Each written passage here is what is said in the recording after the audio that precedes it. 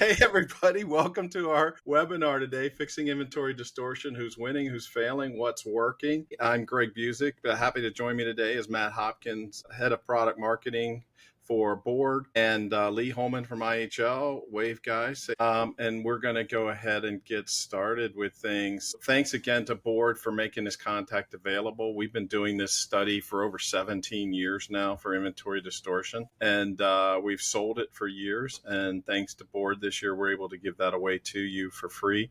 It gets to the sizing of all things related to out of stocks and overstocks. And we're very, very grateful for that. Have a little bit of housekeeping. That housekeeping is you got to participate. If you're on here, please jump into the chat. Tell us where you're from. On the right side, you should see things there. You should see a chat box and you can jump in there. Tell us where you're from. Who's your favorite team? It's college football season. I'm a huge Buckeye fan, as most of you know that joined this webinar. We're doing pretty good so far. If you haven't seen SEC Shorts this week, I highly recommend you go check it out. It's pretty hilarious, as always, as they make fun of things. So I'm a Buckeye in Franklin, Tennessee, stuck in the SEC country. So thank you for joining.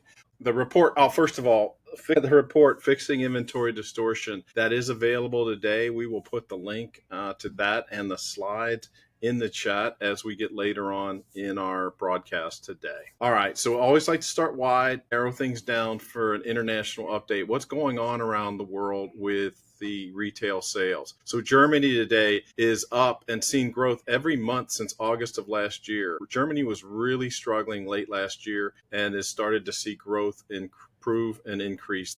UK continuing to see increases. There's obviously some shaky stuff happening in the government, but retail sales continue to grow, if not modestly. France is the area that's struggling most in Europe right now, down 1.9%.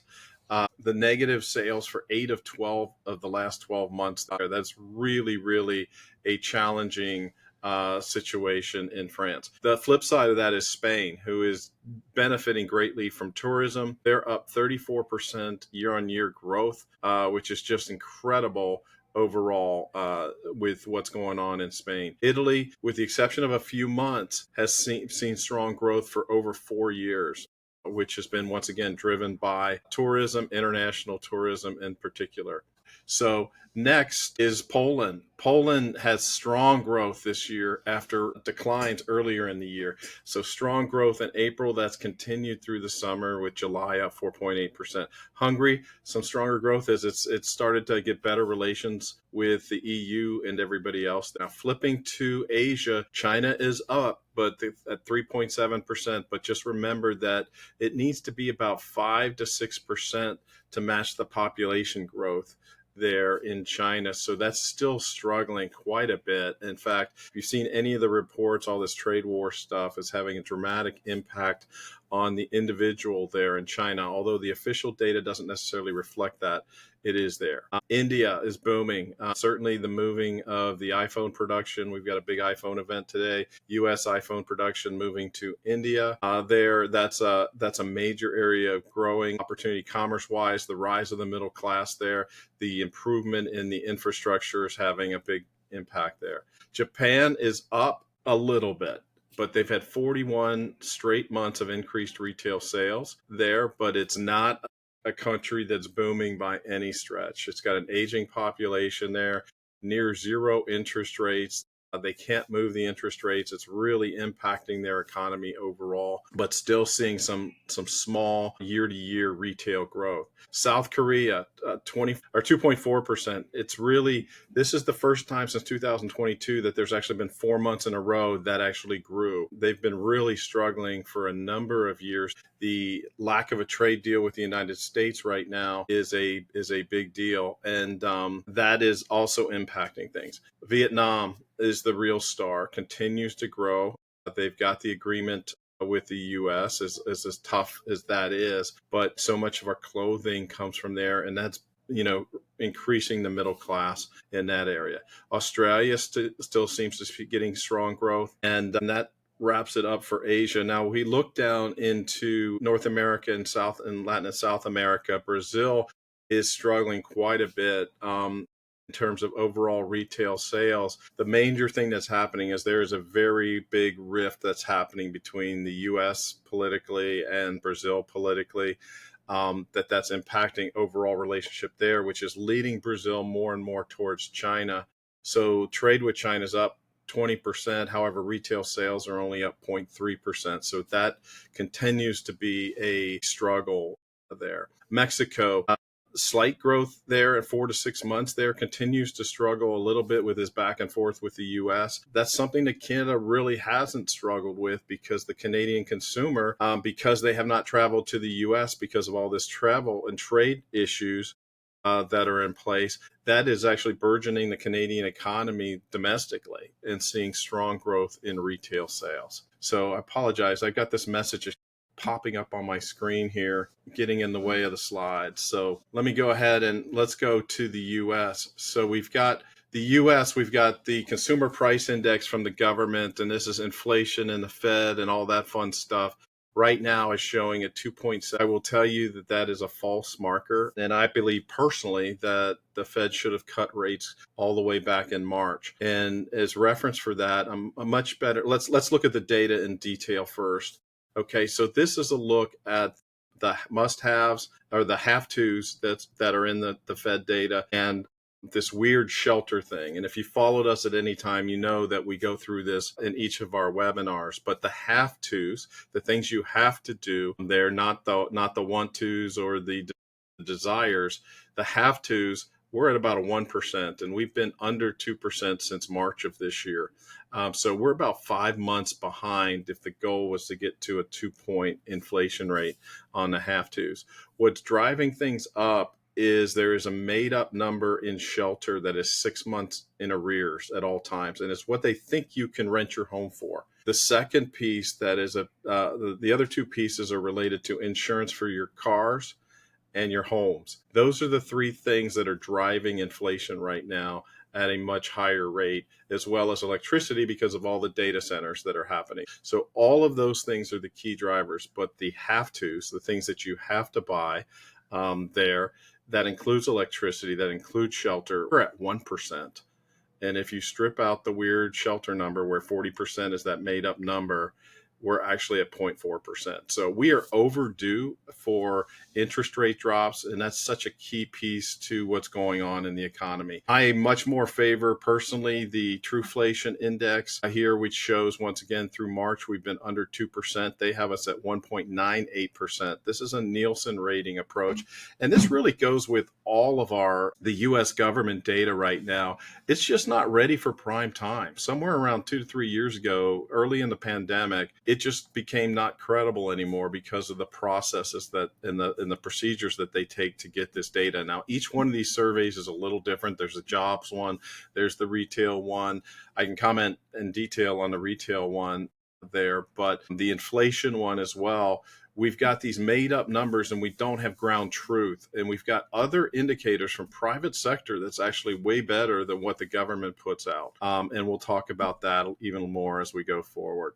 Gas prices are up slightly. We went into the Labor Day holiday, so we're coming out of that. Our average gas prices remain higher than they were a couple weeks ago, but they're down significantly from where we were a year ago. So that squeeze right now in terms of current gas prices from a year ago for regular is about 10 cents. It was as high as 50% through the entire summer. And in diesel, we're actually higher at the moment, which is a strange anomaly when we have a drill baby drill type of situation out there on fuel. So I think this will start to settle when we get to our next webinar. But right now we're in this weird anomaly where we're switching now from the summer grades to the winter grades, and that increases prices. The most important piece of that is every penny that's up means $2 billion less in consumers' pockets over a year period to use for other things. Auto insurance rates continue to see huge growth.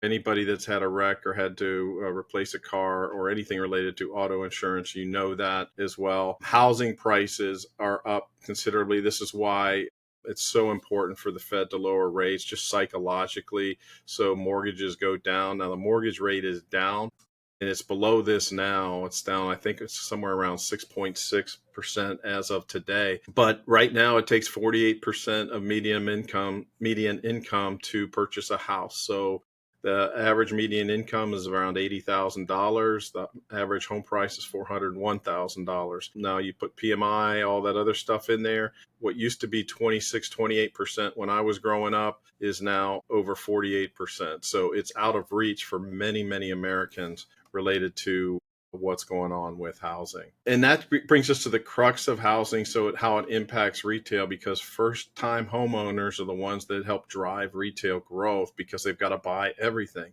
And we're at the lowest level that we've ever been in terms of first time home buyers. And this is why we've got to get this down. We've just got a haves and a have nots a situation. We've got an aging population that are staying in their homes. We're not building enough starter homes. As a result, we've got a situation where that's not driving retail sales for things, but really just not economic opportunity. And it's leading to a bifurcation and a disconnect between our younger folks about the American dream of potentially having a house. What I saw this stat and it just blew my mind. It's just the change that has happened over the last 50, 60 years in terms of 30-year-old males who are both married and homeowners. We were over 52% in 1960, and that has dropped to well under 14%. There's a lot on the socioeconomic piece of that and the impact of that and just what's happening in terms of relationships. The main point of this from my side is homeownership drives so much retail spend. This drop has a considerable impact on retail, but society as a whole. And it's important that you know this kind of data is out there, because as we look at retail and we plan for retail, all of that affects things. I wanted to take a moment. I mean, you guys have probably seen this, and sorry, it drives me nuts when the press pick up on a study and don't give us the right information. You probably have seen the headline that 95% of generative AI pilots are failing, and there's this big bubble with AI, and AI, oh my gosh, all this spend is not going to be good. Let's get to the ground truth of what's going on. I don't know if you guys played the telephone game when you were in school. I mean, I love the story my guy told me in high school. I went to an all boys high school freshman year, and Billy had his first date. He was going out on his first date, and that starts getting spread around. So he tells one person, they tell one person, they tell one person. Well, at the end of the school day, he's basically had half the girls at the school next door because things got blown out of proportion. That is what has happened with this study. It's not anything wrong with what MIT did. It's just that Fortune headline writer picked up a false piece of this and ran with it, and then everybody else went with this story. Okay, so I wanted to give you the background. So on the left, bottom left, you see the headline for the original study. Generative AI results depend on user prompts as much as models. Buried in there was some data, and that's what got misinterpreted as this thing goes forward. So bear with me a sec. So let me explain the things that are wrong, not so much with the study, but just what the ground truth of the study is. How they define success. 6-month time frame. I don't know about any of you guys, but getting an ROI on a tech project in 6 months is really, really hard, particularly one where success is defined as $1 million or more of measurable return in 6 months. That is a very high hurdle for any technology whatsoever. The 95% failure rate was actually a mislabel. It's talking about square peg and round hole. The actual rate is 25%, which is still not great. Okay. But basically you had 80% of people that tried general purpose LLMs for a specific industry purpose. Okay. They tried to take their ChatGPT or something and tried to fit it into their particular need. They may have fine-tuned it with some data, et cetera, done some things, but they're trying to take a general purpose thing and fit it into their need. Of the 80%, 20% actually piloted a study there. Okay. Of those 20, 5 hit $1 million benefit or more. So it's actually 25% of the 20, but they hit that benefit of $1 million of measurable return in 6 months. The study was only 6 months long, and the people at MIT mentioned that as a limitation. But this refers to using generic ChatGPT or Gemini or Claude or anything for a specific, like in our case, a retail use case, like doing pricing, okay, or trying to figure out pricing. It's just not going to work. That's not what they were made for. So you've got a square peg, round hole. That's first part. But they also asked companies, hey, just general purpose, using LLMs for everything, coming up with ideas, brainstorming, doing all the fun things that we use ChatGPT and all this stuff today. He says 80% of the people they interviewed, they explored or piloted it. 83% of them said, wow, this is great, and implemented them. 83% total said positive things. What they did find is that there's an absolute shadow economy related to employees using AI tools, their own personal AI tools for work, which is obviously a major security risk and a concern out there for companies. And then the last piece, we're talking a very small sample. There were 52 companies that were studied for 6 months. So this headline, which has taken trillions of dollars out of the stock market, that AI is bad and it can't make a return, is actually based on this faulty assumption. So this is a great buying opportunity. There is a link here from Wes Roth, a great guy that has dove into this study in detail. That's going to be here. It'll be in the slides, but you can dive into it a little bit more. But this study has been used to like trash AI use, which is just horrible and not true. So as we look at things going forward, we want to make sure that you know that and get you ground truth. Okay, retail sales. In the June retail sales, if you follow IHL, you saw we started looking at this data and saying, hey, we've got a disconnect between what's happening in retail sales that the government is reporting and what the NRF and CNBC and Affinity with real credit card receipts are showing. So I'm not going to go into that disconnect overall, but let's look at July. So we're a little closer to reality in July. So this is credit cards, showed retail sales up 1.55% in, 4.5, and then core retail sales 1.55 in credit card adjusted. So what does July look like? And this is where you see the disconnect. The US data tends to be 3 months behind reality. The credit card data is immediate. Now, I know we don't have cash, we don't have other tender in there, but that's 70% of the market that has been looked at. The US data is at best 40% of companies. Now, I want to be clear on that. 40% of companies. If you don't have Walmart, Target, Home Depot, Costco as one of those companies, you're missing a huge part of the market. And that is why we're seeing issues where we've got this disconnect. And where you see it most is department stores. Credit card data is showing up 1.75%. U.S. government data minus 2.4%.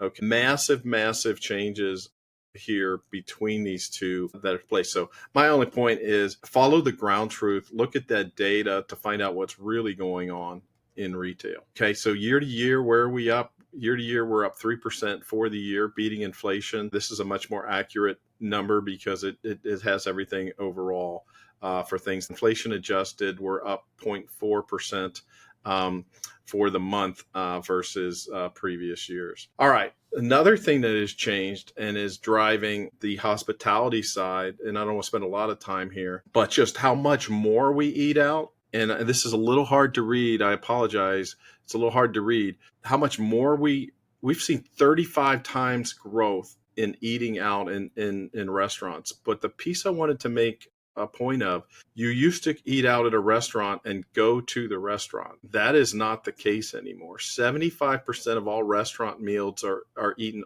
out of the restaurant. That is massive when you start to think about how you structure what your offerings are and just American way of life and where things are going. It's not about going to a restaurant and sitting down in community necessarily. It's about just picking up a meal and going. So what solutions do you offer that support that lifestyle? There as a retailer or as a restaurant is something you got to keep in mind as you go forward. And with that, we're going to jump into our study and our slides. I'm going to throw into the chat a link where you guys can get all of this. Okay, so let's talk about the study itself. Overall, we're looking at about $1.73 trillion worth of inventory distortion, of which about a third of that is overstocks and about 67%, two-thirds, is out of stocks.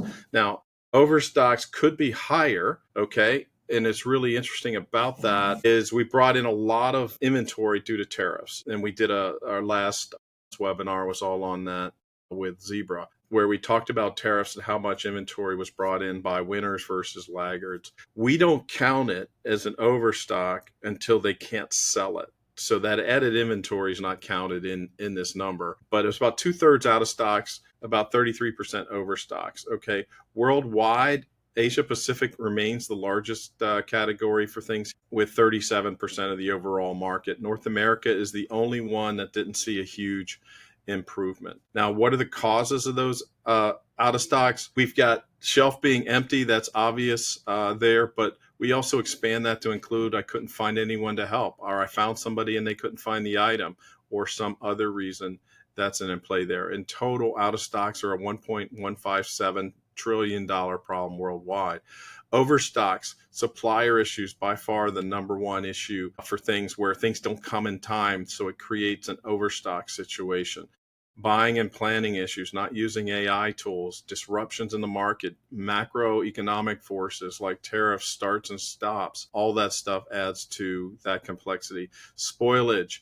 When we used to have lockdowns for things with COVID, that's a category we added in there. But spoilage, certainly with perishables being an issue, etc. Those are the big issues related to that. If you bundle them into line of business functions, it splits pretty well. At the store, issues are about $742 billion. In the supply chain, there's about $626 billion. And in the manufacturing level, about $360 billion worth of impact for inventory distortion. So as I mentioned, Asia's the largest there, with LATAM the smallest. But when we look at it in terms of overstocks as well, that holds, but the U.S. now is close to Europe, Middle East, Africa in total for the overstocks because of the added products that were brought in for the tariffs. The share by segment, you can see that. We'll skip through this fairly quickly. Grocery is the largest, general merchandise second, and then hospitality is third. That makes up that entire 1.7 trillion. As a percentage of sales, we're improving. We're down to 6.5% of sales, rather than where we were as high as 10.4% of sales in 2021. Next, systems integration. About 25% of retailers claim it's it's silos and lack of system integration that's creating a major challenge for them when it comes to inventory, and that really the big challenge is just getting real-time information. What's really going on? What's ground truth at the stores when you have theft and you don't have things like RFID or something in place where you can get perpetual inventory accounts? What's the ground truth of what's really going on at the store level, but also for items in the supply chain? When am I going to get this inventory so I can replenish my stores? Those are the big issues that everybody's facing with this. That being said, there was striking information in the data that has been consistent for the last 2 years. Is 76% of the retailers are getting positive results when they're deploying AI and machine learning for demand planning and forecasting what's happening. So that is a big positive thing. That's why I wanted to go through that AI study earlier. It's because our data contradicts this in such a profound way, but we are now talking about AI ML being used for those particular use cases. So with that, I'm going to turn it over to Matt and invite Matt to come back on stage to talk about Board. Yeah, thanks, Greg. So I said Matt Hopkins, Board, look after the retail product marketing and solution side of things. Board, just very quickly, very well-established enterprise planning platform serving over 2,000 customers globally. Strong focus on retail planning. Heritage, a lot of those 2,000 customers are retailers. We work with the likes of H&M, Burberry, El Corte Inglés, Marks and Spencer's, if you know that retailer. And we have a real strong focus on bringing planning together through the disciplines of Office of Finance, commercial planning, merchandising, supply chain operations. So that's a bit about us. Next slide, please. Yeah, so we wanted to sort of share a perspective from Board and more generally relating to inventory distortion about, the planning lens, really. How's planning driving error. And what can we do to kind of get after that, even that 1% you can see there to mind the gap of inventory distortion? What can we do from our day-to-day planning? How can we improve planning in a way we can go after that sort of low-hanging fruit, which is not small change of 1% there, so 50 to 100 million in lost margin and working capital, but also get our planning more agile, more continuous in a way that we can keep going after inventory distortion. Even though it is coming down at 6.5%, it's still a perennial problem and we still need to go after it.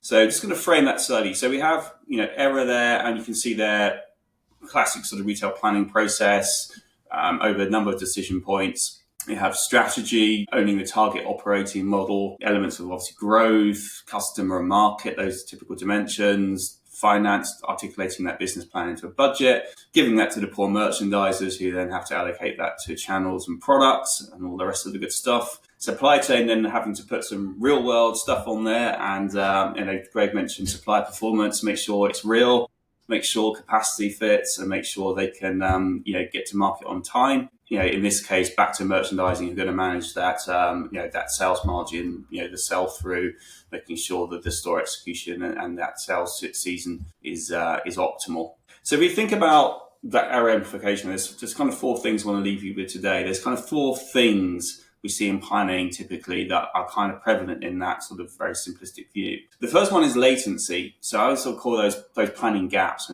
Mind the gap. It's almost like dead zones. And if you think about those, the time between the decisions that are made between strategy to kind of execution and the buying and the merchandising sense of things, these are kind of could be 12, 18 months, so very long periods of time. And those latencies and cycles start to create error. And when these cycles don't line up, so strategy's annual potentially, finance is quarterly, monthly, buying and merchandising is definitely daily for most of us, and then supply chain's doing things daily as well. So these cycles are slightly sort of out of sync. And that's where error really thrives and survives. It's a bit like a contagion. So that first big gap is around latency. And that's why we talk a lot about, continuous planning across these decision points. And I'll talk a bit more about how we can tackle those later on. Fragmented handoffs, but that's, mentioned siloed data. And I think 25% of the survey said one of the big things was integration, silos and data.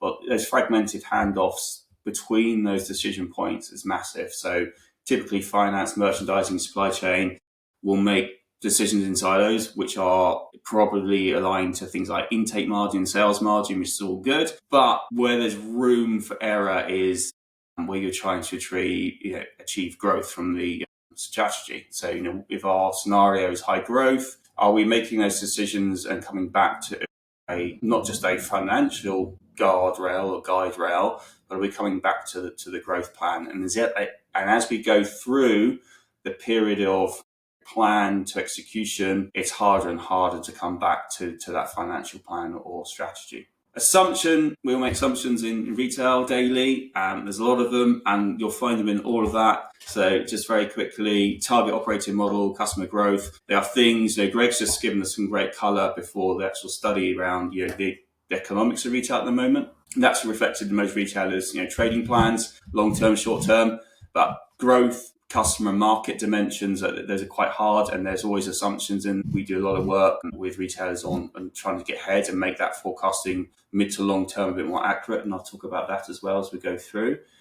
There's obviously assumptions around budget and growth, and without scenarios they can be quite difficult to maintain as we move through to execution. Merchandise planning, we still see a lot of people quite product centric, so they can't capture all of the market dimensions like tariffs and customer sentiment, but also it's very easy to take last year plus 10%. And some of that, I'm not suggesting everyone does that, but there's still a bit of that. But there's assumptions in growth, there's assumptions in products and styles and ranges that can drive a lot of error and cause, we've seen it in study overstocks. 50% of new products fail, I think is the mantra, but that's an area where we see assumptions prevalent. And demand planning, we will make assumptions about performance of promotions and supply performance. And Greg mentioned the role of AI and ML.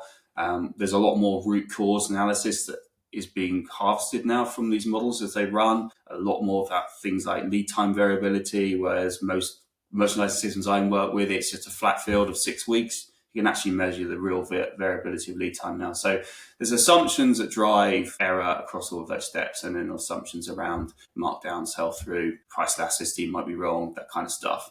So that's kind of a key thing. And I think the last sort of error amplifier, for want of a better word, is probably around visibility. So as we're making these decisions, we don't really have visibility as to what's gone before.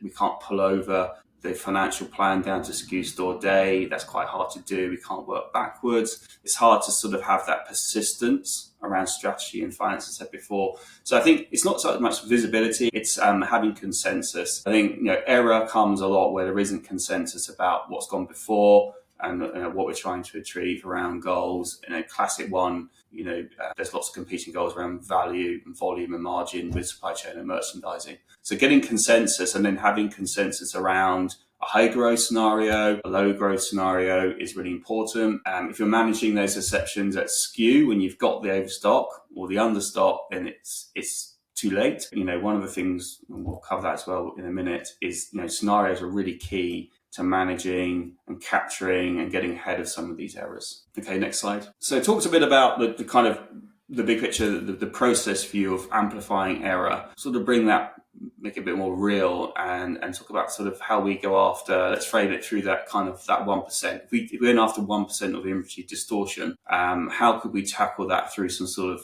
very typical planning steps or planning processes? So if you take the left-hand side there, distortion, if you look at things in like assortment for me is manifestly where a lot of retailers get things wrong. There's lots of reasons for that. It's difficult. It's very hard to manage. I think with the way that retail's evolving with social commerce and things, and retailers going to be spending a lot more time in assortment planning than they typically did. It's not going to be so linear, and there's going to be a lot more coming back to strategy and finance with assortment planning. Talk about that as well.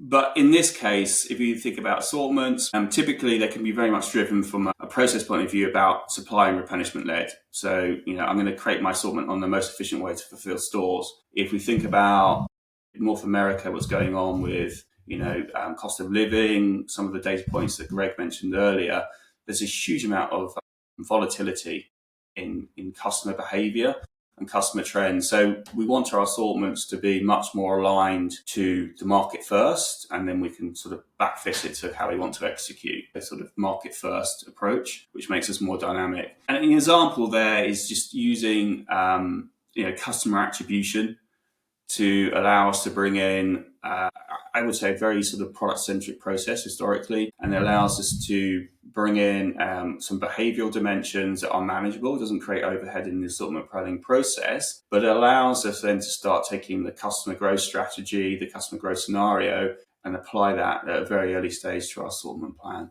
And that creates some good guide rails around range framework and then the assortment and localization piece. So adding customer behavior is very important. We work with a company called Very Group in the UK. It's a $3 billion retailer online catalog, hundreds of thousands of SKU in their assortment. And the reason I came to board was simply to have more attribution in the assortment planning, to let more people articulate the range and assortment in a way that was very relevant to where they wanted to sell it, rather than having that fixed, rigid sort of top-down process. Merchandise financial planning, as I said before, that's very typically assumptive last year plus. Again, we're seeing some moves, and the best-of-class retailers starting to use more attribution. ML has a huge role here, using perfected demand, so taking out outliers, taking out things you don't want to repeat, like events, but getting to true seasonality. Some great data there you can use now for merchandise financial planning.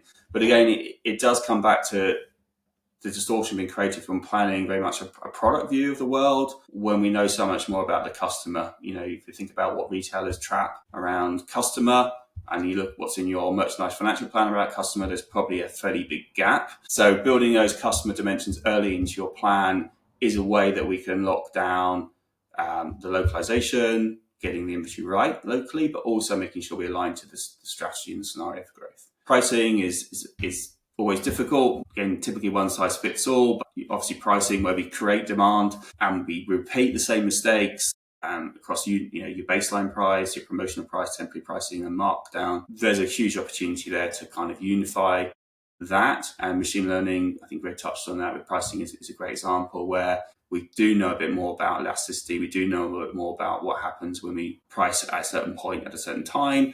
And we can get much more specific around some of the customer dimensions there as well. And then finally, demand planning, which is, if you think about all the things we do in planning, most of us come back to a demand forecast or a demand plan of some sort. It really is about improving that demand signal. The earlier we can do that and across a longer time horizon or longer forecast horizon, the better we'll be at aligning our inventories to predictive demand. Customer sentiment, macroeconomic intelligence, and Greg's given us a fair bit of that today, actually, in macroeconomic intelligence.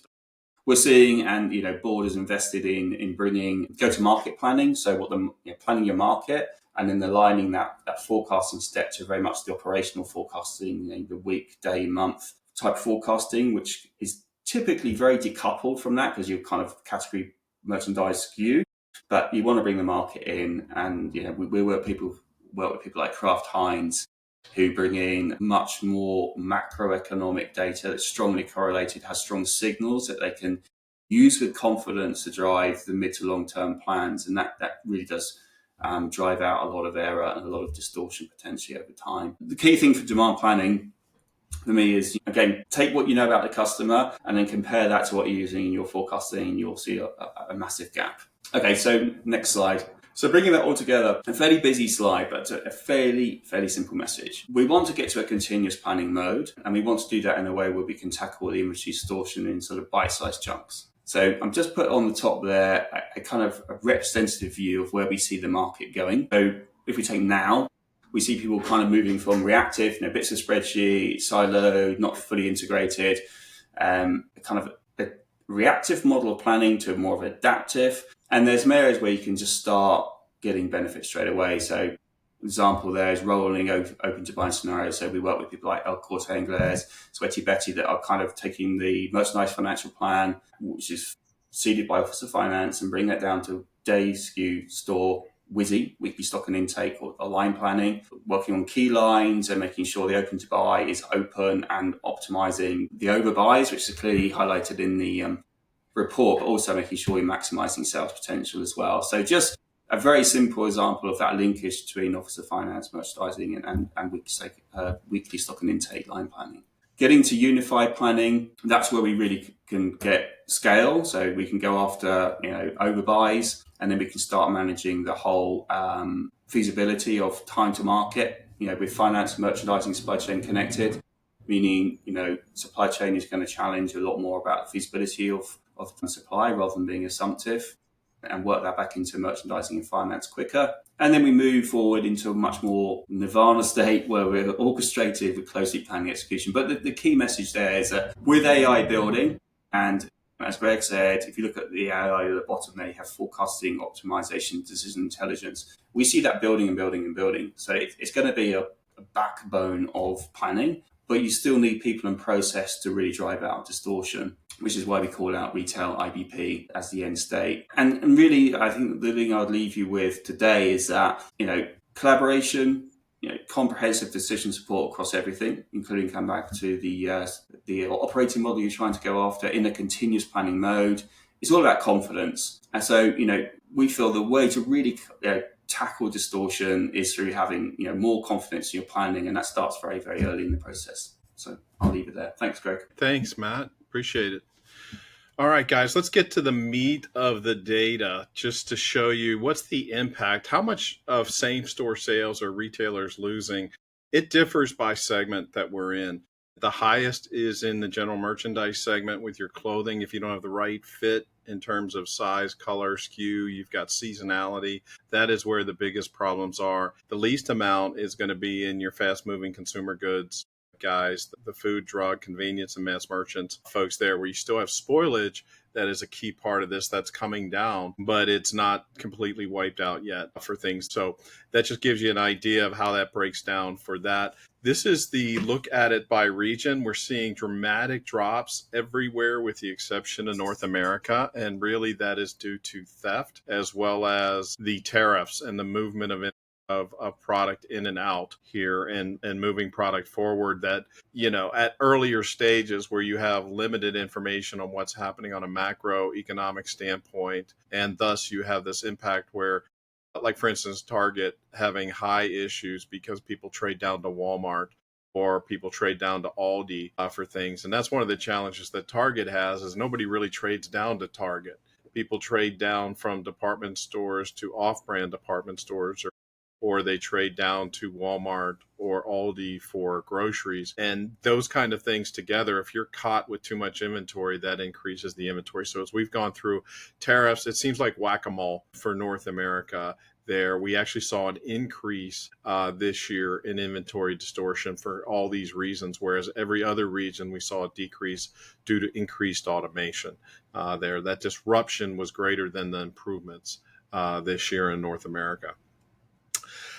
Improvement overall since 2020, you can see massive improvements in almost all sectors there, but 2 times the improvements when you look to the food, drug, convenience, and the hospitality sector of improving things, reducing spoilage, improving things. We didn't have lockdowns. We didn't have problems with supply chain issues to the same degree that we had elsewhere. Massive improvements there, less so in the general merchandise, especially hard, especially soft goods in particular, due to things being locked up. I have a friend that lost millions and millions of dollars because the shirts he had for a PGA event were in lockdown in the warehouse in California and didn't make it to the tournament in time. That's an example there for the general merchandise where this disruption, these tariffs, all that stuff caused issues there.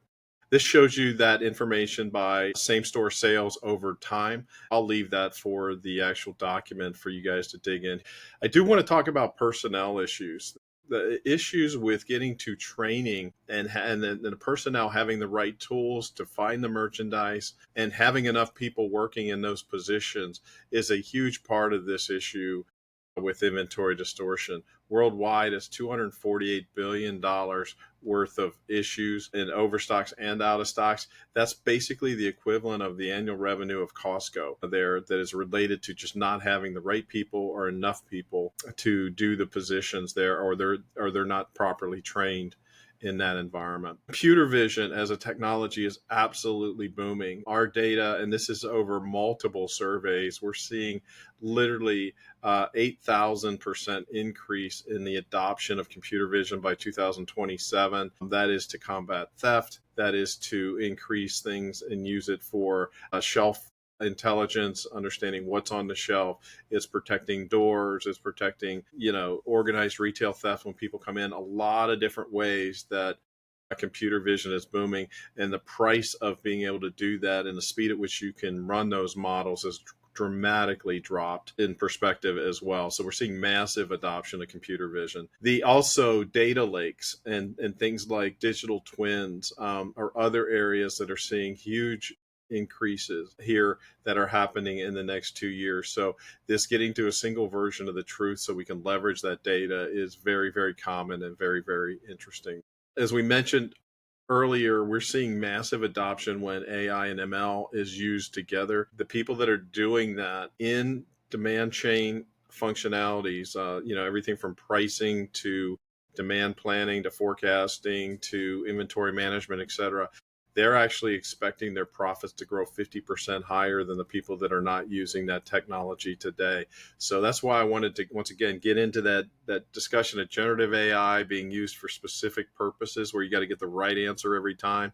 It doesn't work well in that type of environment. But AI, ML, where machine learning, that comes into it. So the types of solutions that Board offers have a much higher impact on what's going on in terms of retail performance. By application, this shows you that specifically demand planning and forecasting, the highest folks that are getting positive results from that. And what I will tell you is there is a massive correlation to if you are doing this, your results when you add generative AI on top of that are much, much higher. And so when we look at generative AI in retail specifically, we're looking at things like loss prevention, task automation, data cleansing, and predictive prescriptive analytics, those are the ones who are seeing the positive results and seeing the highest results as they go forward. And so with that, we're finished the slides. We're going to go to Q&A. So you go back to that chat. I'm going to invite the guys to bring their come back on board and turn their cameras on. I'm going to, I think I may have one more slide here before we get to Q&A so you can get your stuff together. I wanted to invite you guys to Super Saturday, where the vendor sponsorships are open in New York in January. As many of you guys know, IHL is directly involved with that. I wear two hats. We basically put together an analyst day with information like this to bring retailers in for free. There's about 100 retailers that come in, and we charge the vendors, and all the proceeds go to help orphans and vulnerable children around the world. The proceeds from this event in 15 years have helped over 360,000 kids around the world have a better life.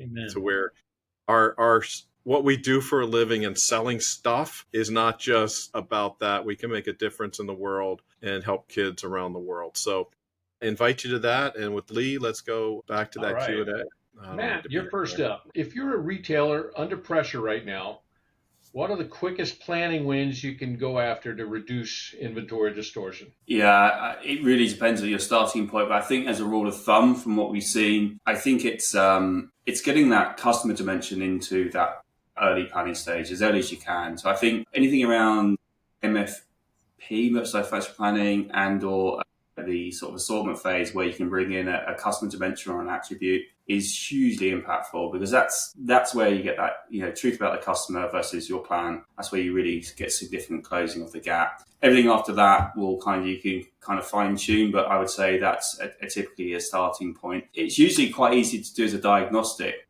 And if you look at all your information, trading data, everything else about what you know about the customer and what's in your plan, you will see what's missing, and that's a relatively easy place to sort of start looking for fixes. All right, thank you. Greg, computer vision has seen massive growth in your study. What are the top 3 use cases you see driving returns? 2 of them are related, and they're the most obvious: self-checkout theft and theft in the aisles and around the doors, etc. Just kind of watching people and their behaviors of what's happening. I'm thankful that a lot of the laws have changed and we're now prosecuting things. Theft is dropping rapidly across the U.S. And unfortunately, we've been, what's the word I'm looking for? We've been pushing that out to other countries, the UK. All these TikTok videos showed everybody in the UK and throughout Europe how to steal from self-checkout as well and other things. So it's actually a very sad situation that we're actually putting that out there and other people are learning. But finally, the laws are now in such a way that we're able to prosecute, and we're getting a lot of these organized retail crime gangs off the streets as a result of that. So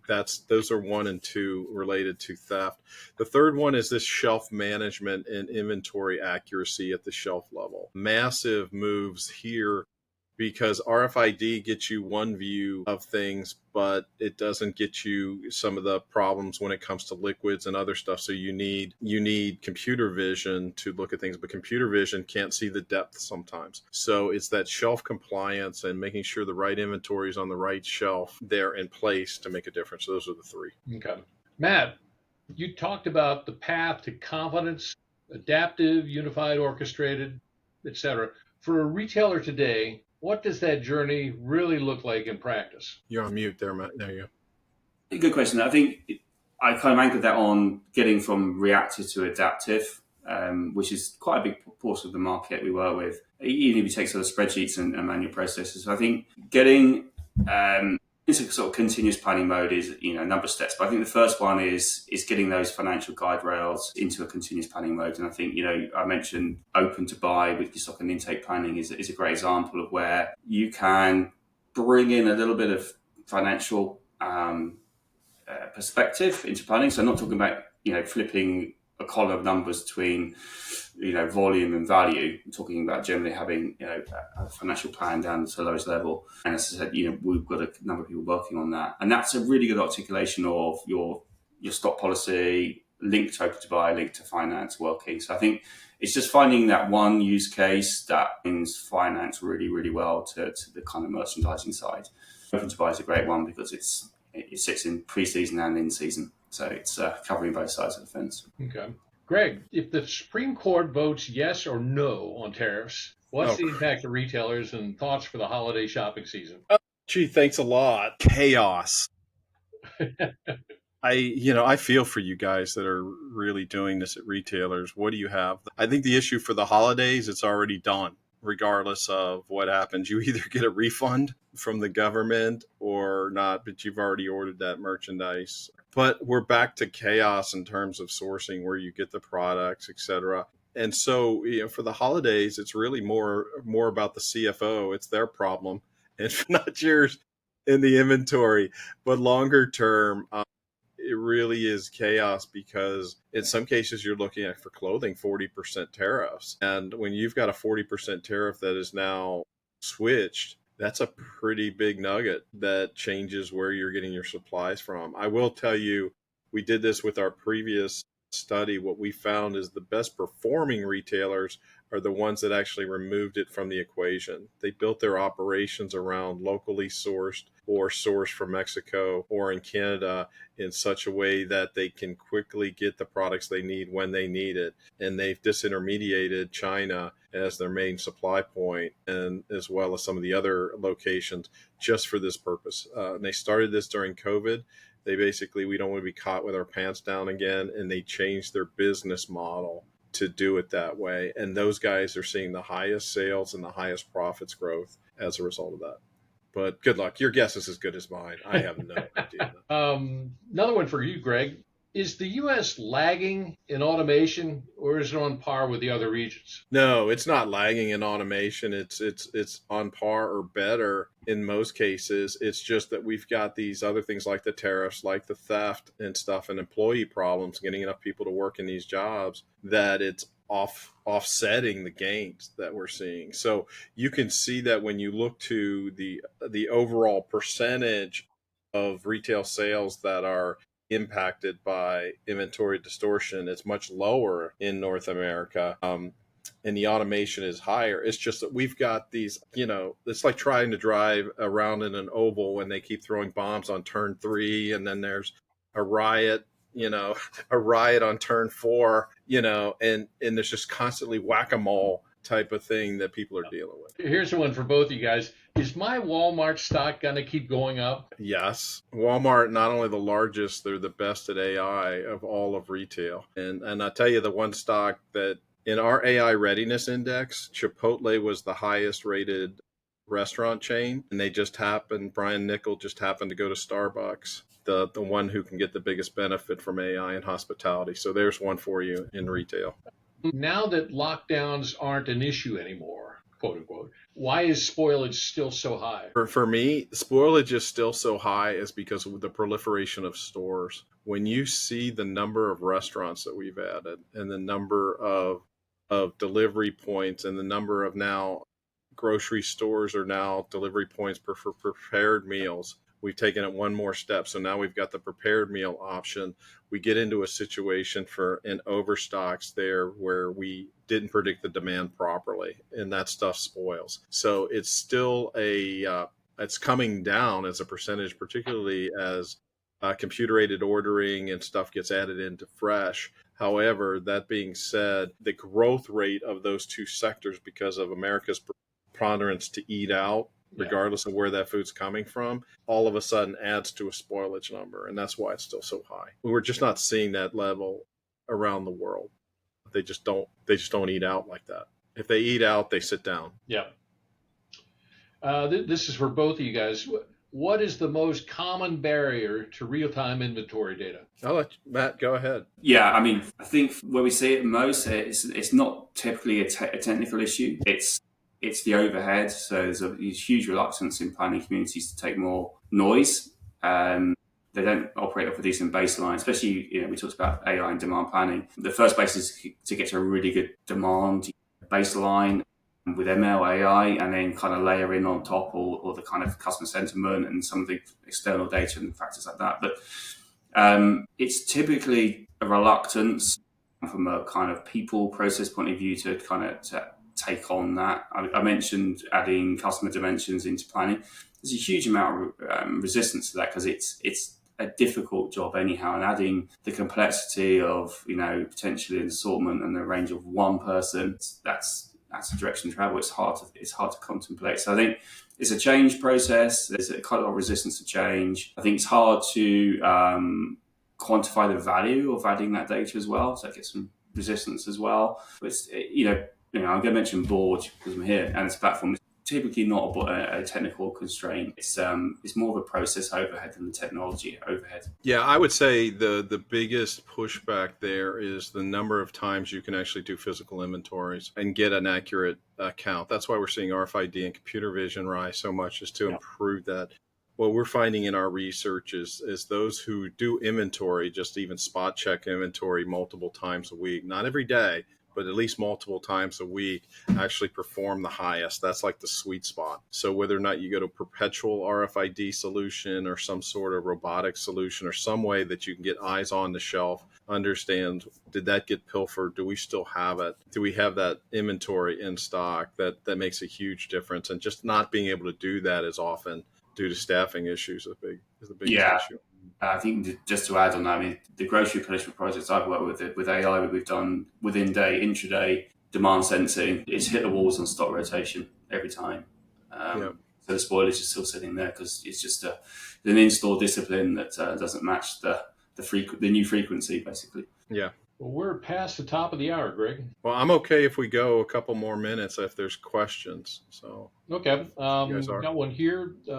But hey, before you do though, let me share for those that got to go while you're staging that up. We've got another one of these things coming up here in a couple weeks. Here, guys, that'll be in the slides, etc. Or you can take out your phone and register for that.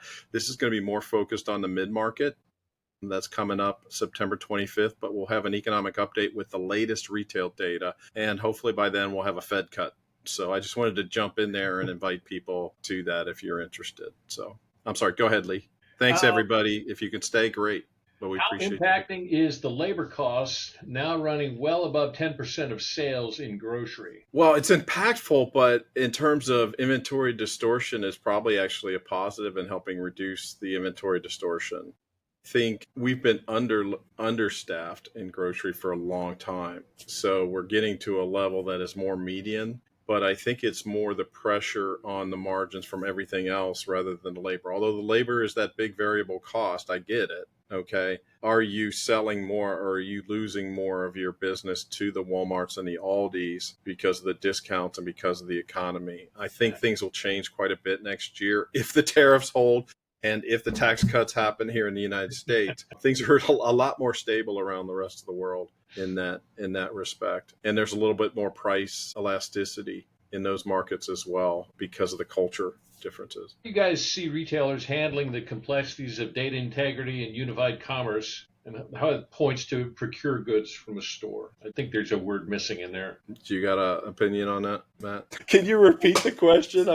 How do you see retailers handle the complexities of data integrity and unified commerce as it points to procure goods from a store? I'm assuming how they procure goods from a store. The answer is yes. I mean, they're highly related. The data integrity for the demand planning and understanding what your ground truth is in making decisions so that impacts what the decisions they are making. They say, well, we gotta go where the data tells us to go. Well, the data that you're using is not accurate anymore. I mean, people are, CPI and inflation, they're still sending out requests on facts, literally faxes to people.